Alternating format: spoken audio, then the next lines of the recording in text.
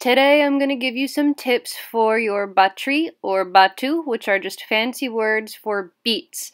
You usually beat your legs when you do a jump, like in your petit allegro. So you should only start adding beats once you're a proficient jumper without the beats. That means you've trained your toes to point the second they leave the floor, you have a solid plie. All of these things you work on at the bar and in the center.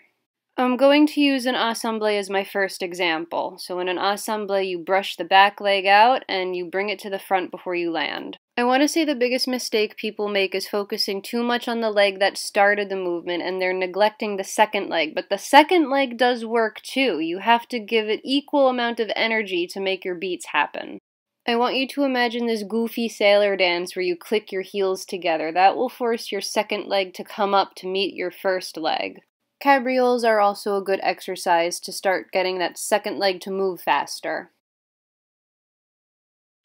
You can also do something called pour batterie, which literally means for the beats. You activate your inner thigh muscles to get your legs to cross very quickly. So with all of that in mind, let's go back to our assemblé. We know the first leg has to beat back and then front for your assemblé. But have you ever thought about asking your second leg for help? Your second leg beats front and back.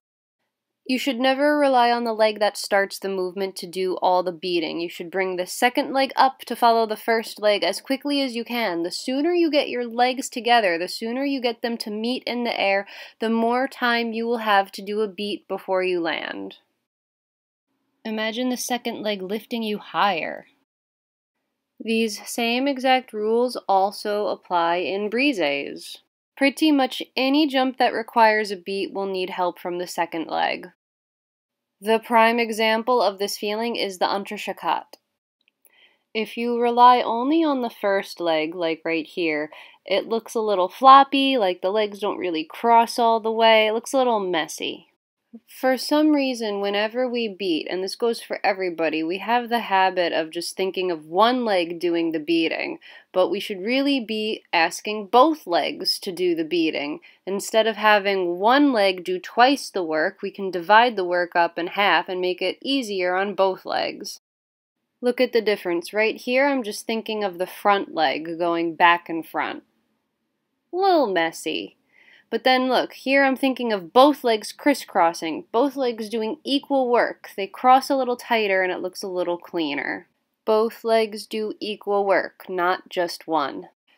You can also beat in the middle of your échappés. This is a great way to get your legs used to snapping together really quick to beat. That way you can beat in between your échappés and you can finish your échappés with a beat too.